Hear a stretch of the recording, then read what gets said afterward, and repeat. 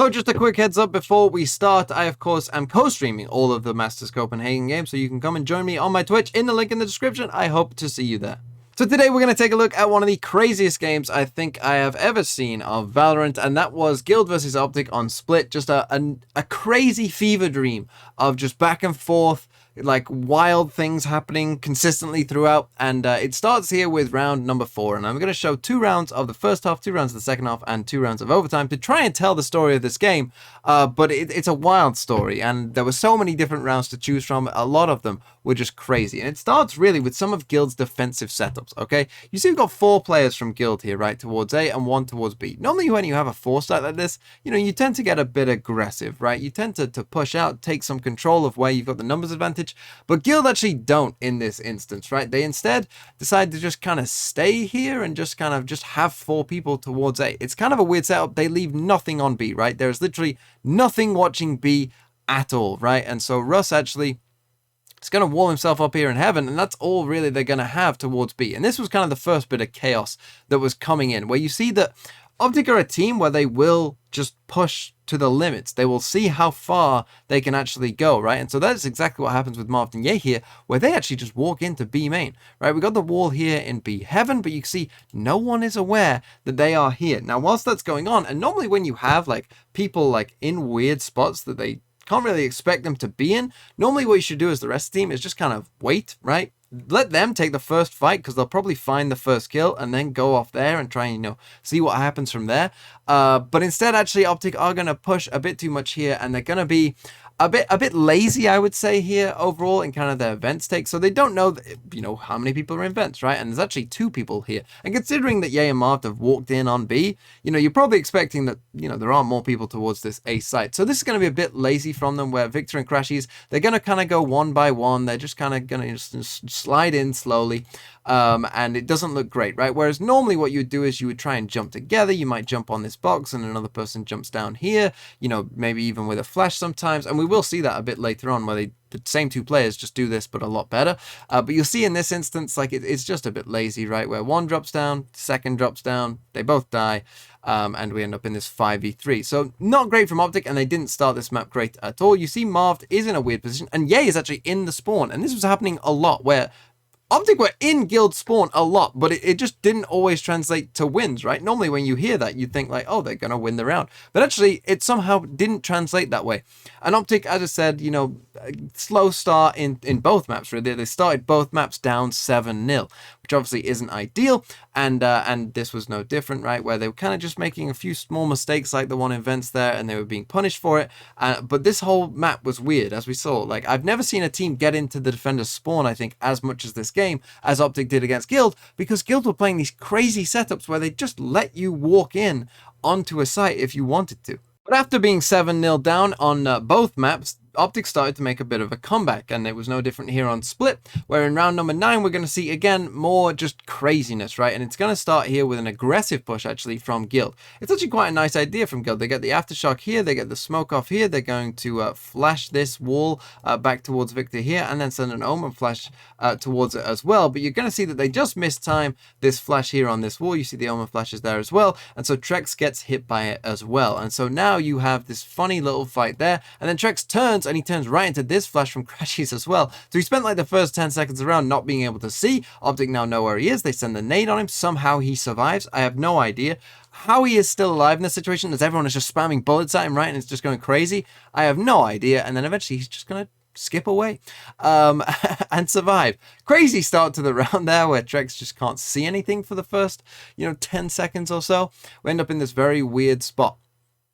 So we end up here, right, where they've got a sage wall and the traps here on towards A, so they feel pretty comfortable about where they are at A, and they, you know, start to stack in towards B instead. But we're going to see Victor and Crashies, again, the same 2 people I was talking about last time, do, you know, a more coordinated Vents push this time, right? We're going to get a flash, they're going to jump together at the same time. This is kind of how it's supposed to look. They do get a 1-for-1, but that's absolutely fine at this point.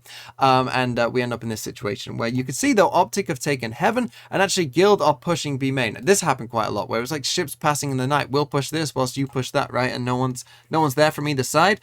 Leo actually rotates over towards A, because obviously they lost Vents control. And so we end up in this situation. But again, OpTic aren't afraid to just push spawn. And so that is exactly what they do. Whilst that's going on, there's actually a chamber trap here, and Coldamenta, I don't know if he just like misplaced this smoke or if he underestimated the size of this smoke, but the chamber trap is here. He knows it's there.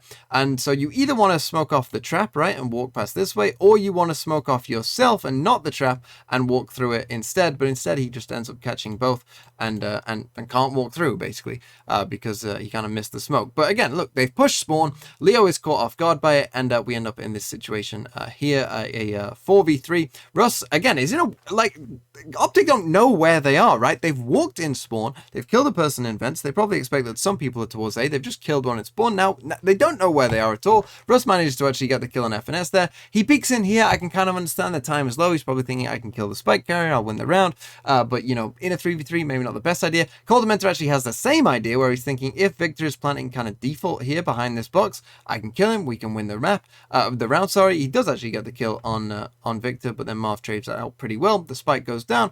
Trex, the man who should have died at the start of the round, actually is the last alive, but Marv will catch him out and get a 4K there.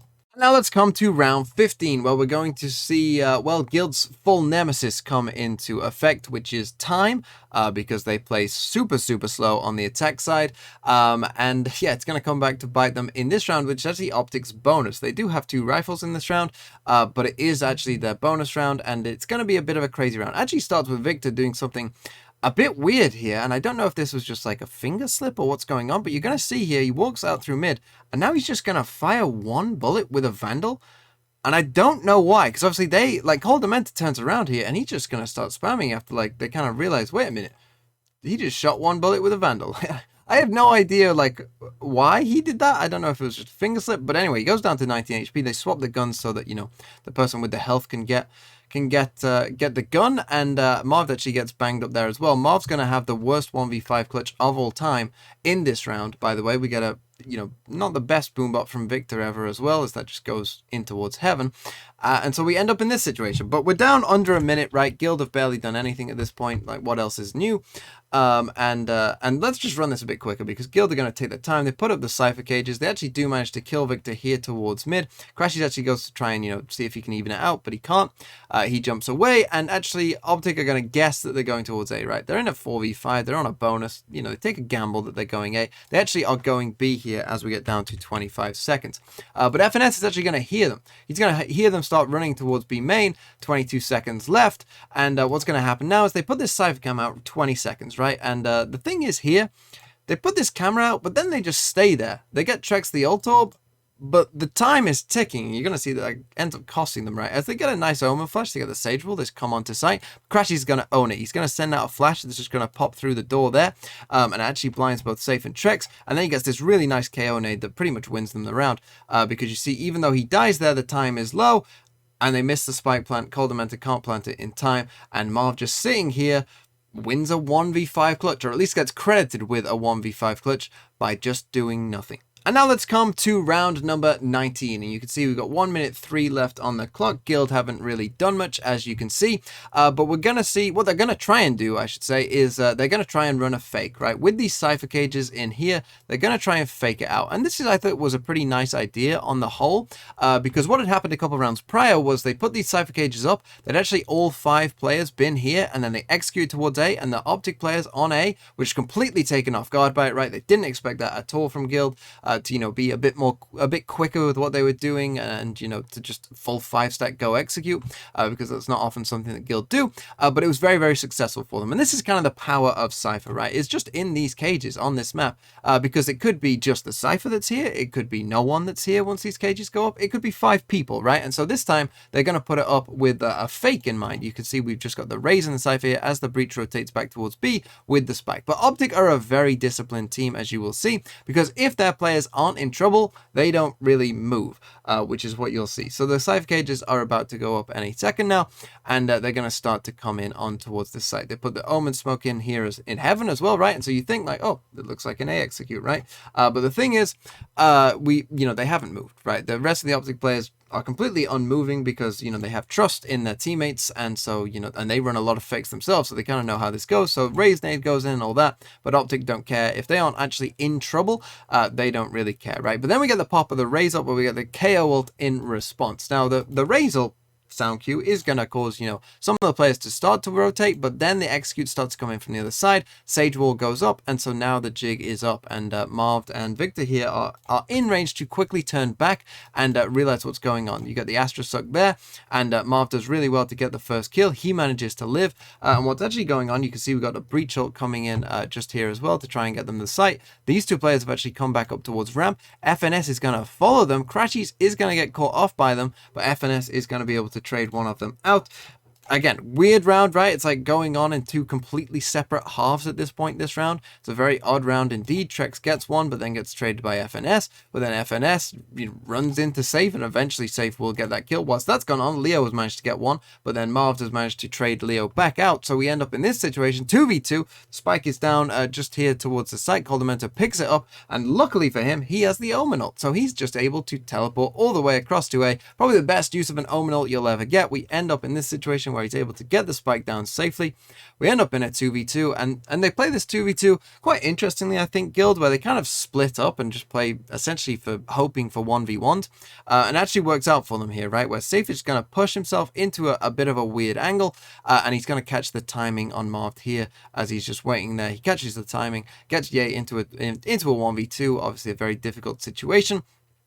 Safe is going to see Ye there after dropping, and now with the spike planted somewhat for heaven as Ye kind of tucks in here. Eventually Coldamenta is going to see he's defusing, start to spam him down, and eventually find the kill. And now let's come to overtime and round number 26. So Guild are on the attack side this time, and OpTic are on the defensive side. Guild have won the first round in overtime. It's now match point to them, and they're going to do something a bit different, a bit weird, because they are a super slow team, but they're going to decide to go fast this time. They're going to try and catch OpTic off guard, and it works perfectly, because what we're going to get is we're going to get a breach stun down here, as you see from the breach. We're going to get Omen flash up there. We're going to get a Sage slow in here as well. Trex, we're going to get a Cypher Cage in there. Trex is going to blast back up here. Really, really nice, and it all works perfectly as you're about to see, because Trex is going to come in. We get the Cypher Cage, up he goes, and you see we got a blind stunned Ye who isn't quite able to TP out. Trex gets that kill. We got a stunned, slowed Crashies. Trex is able to get that kill as well. Really, really nice stuff to start out from Guild.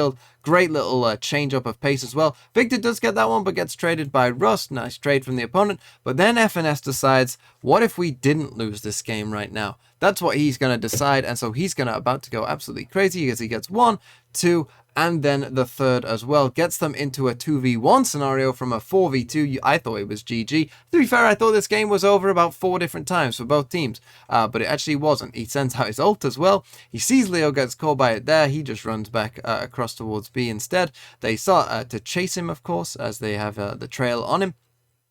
But they just take their time, right? They don't want to have Leo be in some tucked up corner and get hit by it. They hear the spike get planted. They start to move in on him. Leo, I was going to be honest, after this round, I felt very bad for him, because what you're about to see happen, I thought he's not going to sleep tonight if they don't win this map.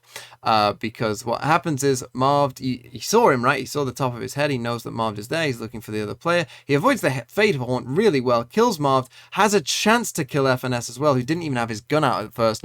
But Leo whiffs the kill, and FNS manages to get a 4K and saves OpTic's skin. And at this point, I felt really, really bad for Leo, but he will make up for it in the next round, as we see. Because finally, let's come to round number 30. And here in overtime, we'd seen crazy, crazy things. We saw, obviously, FNS clutch that round. We'd seen Russ clutch a round, pretty much getting a 4K as well. Trex had been going nuts in overtime at this point as well. It was all just going kind of crazy back and forth. And Guild actually have a bit of a weird idea where they just silent walk up mid, but then they start to run up towards heaven. Victor obviously comes round, he swings round, he manages to get 1 kill, but Leo trades out. End up in a 4v4. Marv gets pushed back off that ledge there, and in they start to come. Trex's movement with these blastbacks, I mean, look at how high he is. It's just pretty insane, and they almost have a super cool idea where they flash down here, and you see it's definitely going to catch Marv, but it also just about catches Trex as well. So he gets hit by the flash as well. I think he gets confused and thinks that maybe it's an opposition flash or something that he got hit by. You see he's turning around. He doesn't know where it's come from, and he actually ends up dying to Marv there. But Leo is going to swing around that corner. You might have just seen and kill him, and then we get this 1v1 from Ye and Safe is able to get that kill as well. We end up in a 3v2, but OpTic are going to go for their patented very fast retake. Both Crashies and FNS FNS are already here. So Crashy's going to flash through the smoke. They're going to manage to get this kill on safe and then manage to kill Coldamenta before the spike goes down. Really, really nice from them. Leo sends out that stun, and I think it does hit FNS there, which means he can't come across to help Crashies here in this fight. He does send out the Fade Haunt, but it's a bit too late. Crashies dies to Leo there, and Leo now with his ult of his own, he's going to ult. FNS manages to avoid it somehow. He pushes around the corner though, and Leo manages to find the final kill and win the game for Guild. An insane game. I mean, a truly insane game. So many wild and wacky things happened. I couldn't show them all to you because we'd be here forever. But yeah, what a way to start off Copenhagen, where both OpTic and Loud, the two finalists from Reykjavik, are going to face each other in the lower bracket to be eliminated out last place in the group. Absolutely insane. I cannot believe it. And what a game that is going to be for elimination between Loud and OpTic. But congratulations to Guild. They played very well, and you know, they showed that they had the mental fortitude as well to win these close games against a team like OpTic.